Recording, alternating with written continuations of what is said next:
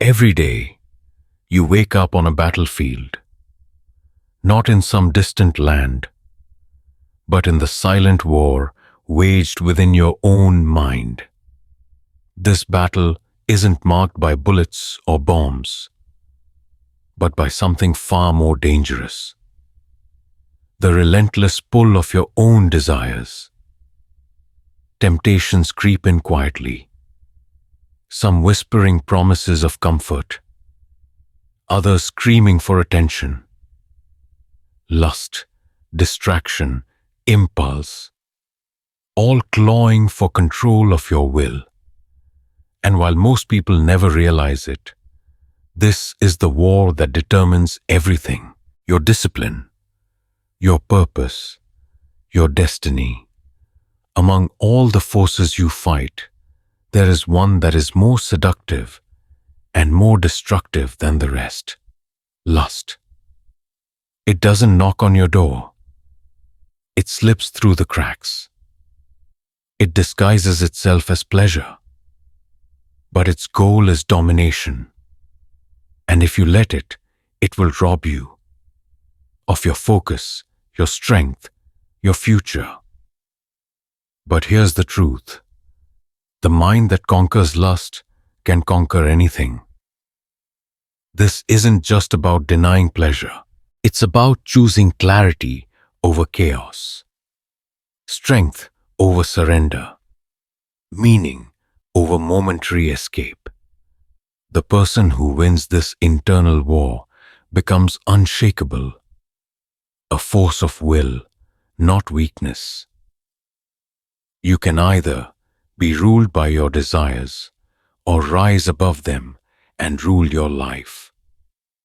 The battle is real. The choice is yours. Lust is unlike any other force you face. It doesn't obey logic. It doesn't recognize boundaries. And it doesn't care how powerful, smart, or successful you are. You could lead armies, build empires, or command millions, and still be a prisoner to it. Lust isn't loud. It's patient. It doesn't need to break down your walls. It waits for you to open the door. History is full of men who conquered nations but couldn't conquer themselves. Alexander the Great ruled vast lands, yet his deepest battles were within. Julius Caesar reshaped Rome, but his desires left him vulnerable to betrayal. Napoleon Bonaparte, a genius on the battlefield, made disastrous decisions clouded by passion. These were not weak men. They were visionaries, legends, but in the moments when lust took the wheel, their judgment faltered, and the price was everything. Why? Because lust is not just a want. It's a relentless hunger. It doesn't stop when it's satisfied. It grows. The more you feed it, the more it demands. Unlike hunger or thirst, it has no biological off switch. It feeds on your time, your energy, your focus, until you're no longer in control. But here's the secret most never learn. That same energy that destroys can be redirected, forged into discipline, clarity, power. You either let lust pull you into chaos, or you learn to master it and turn it into something unstoppable. This isn't just about morality. It's about destiny. If the strongest men in history could fall to lust, then mastering it may be the one thing that separates greatness from ruin. What if lust isn't meant to be destroyed, but transformed? What if the very force that threatens to pull you under is also the key to lifting you higher than you ever imagined? The truth is, lust is energy, raw, powerful, and deeply human. It's not evil. It's not shameful. It's fuel. And like fire, it can burn down your life or forge the steel within you. Sigmund Freud, the father of psychoanalysis, believed that human behavior is largely driven by unconscious desires, especially sexual ones. But he also believed in the power of sublimation, the ability to take those urges and redirect them into creativity, productivity, and brilliance. This isn't wishful thinking. It's the foundation of human potential. Just look at Nikola Tesla, one of the greatest inventors who ever lived. He chose celibacy, not out of fear or repression, but to protect his focus. He believed that abstaining from indulgence allowed him to channel all his mental energy into discovery, into building the future. Leonardo da Vinci and Isaac Newton, two towering minds in history, did the same. They understood something most never will, that the more you control desire, the more you control your destiny. This is the path of transformation. It's not about denying who you are. It's about elevating who you are. When you master your impulses, you don't lose energy. You unlock it. And that energy, it can build empires, reshape reality, and awaken genius. So the question isn't whether lust has power. It's whether you do. Lust doesn't just live in your thoughts. It lives in your brain. It's wired into your nervous system, driven by chemicals, circuits, and primal triggers. And if you've ever felt like it was impossible to control, there's a reason for that. When a person engages in lustful behavior, whether through pornography, fantasy, or casual indulgence, the brain releases a surge of dopamine, the neurotransmitter responsible for pleasure and reward. It's the same chemical released during drug use, gambling, and other addictive behaviors. The more frequently the system is activated, the stronger the neural pathways become, creating a reinforced loop of craving, satisfaction, and repetition. Over time, this loop creates what neuroscience calls desensitization. The brain becomes less responsive to the same stimuli. What once brought pleasure no longer satisfies, and the person begins to seek more intensity, more novelty, more escape. This is why so many people fall into a downward spiral. Their willpower weakens, their focus deteriorates, and their emotional capacity begins to numb. And yet, here's the powerful truth that most people never hear. The same brain that gets addicted can also be rewired. The same circuits that fuel lust can be redirected toward clarity, ambition, and purpose. Modern studies on neuroplasticity show that with conscious effort, the brain can heal, rewire, and rebuild stronger pathways. When you resist indulgence, your self-control circuits grow stronger. Every act of discipline strengthens your prefrontal cortex, the seat of logic, decision-making, and long-term vision. This isn't about shame. It's about power. You're not broken. You're just following a path your brain was conditioned to take. But you can take it back. You can break the cycle. You can reclaim your mind.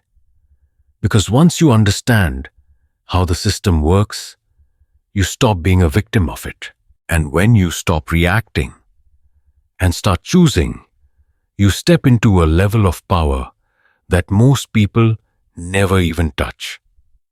So, how do you conquer lust? How do you break free from something so deeply wired into your biology, your brain, your behavior? It begins not with punishment or guilt, but with awareness.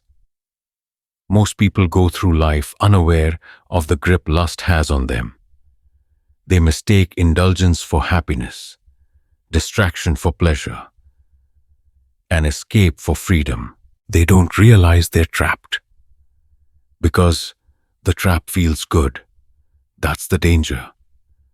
But the moment you become aware, truly aware, of the cost, the time lost, the energy drained, the clarity stolen, something changes. You stop sleepwalking through temptation and you start fighting back. The next step is discipline. And no, discipline isn't about being cold or rigid. It's about strength. It's about becoming the kind of person who doesn't break under pressure, who can say no when every part of you wants to say yes. Like a muscle, willpower grows through resistance.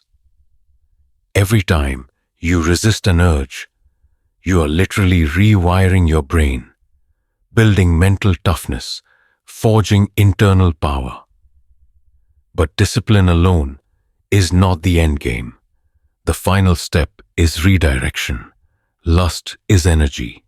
You can't just suppress it. You have to transform it. You take that same intensity and aim it towards something meaningful. Some of the most powerful minds in history didn't defeat desire by pushing it away. They turned it into fire. The artist channels it into their craft. The athlete turns it into relentless drive. The seeker transforms it into wisdom and purpose. This is not the path of deprivation. It's the path of elevation. You're not losing anything. You're gaining everything. Focus, strength, clarity, control. Because when you stop letting lust control you, you stop being a slave. And when you reclaim that energy, that focus, that fire, you don't just survive temptation. You rise above it. You become untouchable. There comes a moment on the path of self-mastery when the struggle fades. The battle that once raged inside of you, the cravings, the urges, the temptations, begins to lose its grip. What once felt like a war becomes quiet, not because you gave in, but because you outgrew the need to fight. This is the reward that no one talks about. Not just control over desire, but freedom from desire. You no longer walk around gritting your teeth, trying to resist. You no longer feel enslaved by urges. You don't even crave what used to tempt you. Because now, you see it for what it is, an illusion. A short-term thrill disguised as fulfillment. A cheap pleasure that was costing you your potential. When you reach this point, you don't feel deprived. You feel powerful, free, clear. You see things differently, with purpose, with precision, with depth. The noise of temptation fades, and in its place is something rare in this world, inner peace. This isn't some mystical fantasy. It's the natural result of transformation. In spiritual traditions like Taoism or yogic philosophy, this state is called transmutation, the complete redirection of lower energies into higher consciousness. In modern terms, it's focus, presence, and creative power, all flowing without friction. The very energy that once fueled lust now fuels vision, discipline, and wisdom. And the people who live in this state, they move differently, speak differently. You can feel it in their presence. They don't chase, they attract. They don't react, they lead. They live with unshakable intent because they are no longer pulled in 100 directions. They've taken their power back. And with it, they shape their lives on their own terms. That is the ultimate reward. Not just self-control, but self-transcendence. So now you know. You know what's at stake. You know the cost of indulgence and the reward of mastery. The question is no longer, is this real? The question is, what will you do with it? Will you continue to live at the mercy of impulse, letting temporary pleasure steal your focus, your time, your strength? Will you keep giving away your power in exchange for a few seconds of escape? Or will you take it back? Will you rise? Because deep down, you already know what you're capable of. There's a version of you, sharper, stronger, more focused, waiting on the other side of discipline. You've caught glimpses of it before, in those rare moments of clarity, in the times you chose control over chaos, purpose over distraction. That version of you is real. But it won't come through comfort. It only comes through mastery. Every time you say no to lust, you say yes to your future. Every time you take back your energy, your attention, your mind, you move closer to becoming unstoppable. This isn't about being perfect. It's about choosing the path of power. Again and again, even when it's hard. Especially when it's hard. He who conquers lust conquers everything else. Because lust is not just one battle. It's the battle, the root, the test, the gatekeeper between potential and greatness. And those who pass the test, they don't just live differently. They lead. They build. They create. They leave impact that lasts generations. So, here's your moment. The world is noisy, full of distractions and indulgence. But you don't have to follow it. You can rise above it. You can master yourself. And the one who masters himself masters the world. The choice is yours. The time is now. In a world obsessed with instant gratification, true power belongs to those who can pause. The ability to stop, to think, and to choose, instead of reacting, is what separates a life of chaos from a life of purpose. The core lesson here isn't just about resisting lust. It's about recognizing the invisible forces that quietly control your decisions, your time, and your energy. Lust, in all its forms, not just sexual, but the craving for attention, validation, escape, is a master of disguise. It wears the mask of pleasure, but often delivers regret. It promises freedom, but silently builds chains. But here's the good news. You don't have to be its victim. The power to redirect your impulses is the power to reshape your future. Every time you choose discipline over indulgence, you build a stronger version of yourself. You sharpen your focus. You deepen your purpose. You become someone who doesn't just chase goals, but someone who becomes unshakable in the pursuit of them. This isn't about living a restricted life. It's about living a focused, elevated life. One where your energy is yours. Your time is intentional. Your mind is clear. Imagine what you could create, who you could become, if your attention wasn't constantly hijacked by fleeting urges. Self-mastery isn't about control for control's sake. It's about freedom. And the most powerful freedom is this: not being ruled by anything, not even yourself. Start small. One moment, one choice, one shift.